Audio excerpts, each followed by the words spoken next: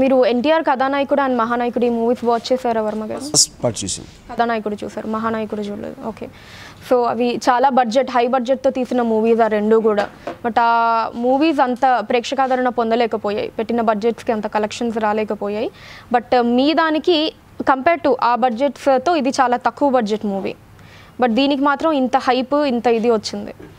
I think దానికి కారణం మా దగ్గర నిజం ఉంది. యా, నిజానికి ఉన్న విలువ డబ్బు కన్నా ఎక్కువ. Yeah, okay.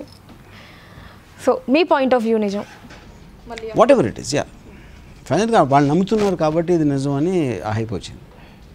ఓకే. అండ్ అలానే ఇందులో లక్ష్మీ పార్వతి గారు ఎన్టీఆర్ గారి లైఫ్లోకి ఎంటర్ అయినప్పటి నుంచి మూవీ అని చెప్పారు. సో ఇది 89 to 94 5 years ఉంటుందా? 89 to 96 ఆ పార్ట్ కూడా ఉంటుంది. ఆయన పోయే వరకు ఉంటుంది. ఆయన ఎలక్షన్లో ఓడిపోయినప్పటి నుంచి ఆయన పోయే వరకు. అండ్ ఈ వైస్రాయ్ ఘటన మీరు తెరకెక్కించేటప్పుడు, సో అంతకుముందు మీరు ఆబ్వియస్లీ మీరు సోర్సెస్ కలెక్ట్ చేసుకున్నారు కదా, సో అందులో మీరు పర్సనల్గా మీరు కూడా ఎన్టీఆర్ గారి అభిమాని కదా, సో మిమ్మల్ని బాగా బాధించిన ఇన్సిడెంట్ ఏంటి?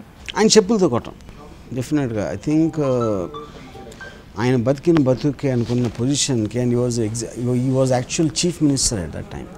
అలాంటి మనిషిని చెప్పులతో కొట్టి రోడ్డు మీద పడి ఏడిపించడం అనేది I feel that's very very. Okay. అది సిబిఎన్ గారే చేయించినట్టయితే ట్రైలర్లో చూపించారు, మరి మీరు సిబిఎన్ గారే చేయించారు. మీ పాయింట్ ఆఫ్ మీకు తెలిసిన నిజానికి ఎలా చెప్పండి? ఎక్కడ చెప్పారు? చెప్పులు వేసి కొట్టమని చెప్పారు ట్రైలర్లో. అట్ట ఒక మనిషి వెళ్ళి చెప్పిన తర్వాతే కదా ఇందులో చెప్పులు పడడం జరుగుతుంది. కట్లో వచ్చింది అది. ఆయన చెప్పులు వేయొద్దని చెప్పి ఉండొచ్చు, ఎవరు తెలుసు. అది మీరు సినిమాలో చూస్తారు. చూస్తున్న ప్రేక్షకులందరికీ మీరంతా ఈ యూట్యూబ్ ఛానల్ ఫిల్మ్ జల్సాని సబ్స్క్రైబ్ చేసి లైక్ చేయండి, కామెంట్ చేయండి, అలాగే మీ ఫ్రెండ్స్ అందరికీ చెప్పండి. చూస్తున్నానండి film Jalsa. Hi, this is Srinivas Reddy. Please subscribe Film Jalsa. Hi, this is Sasha Chetri. Please subscribe to Film Jalsa for all latest Tollywood news.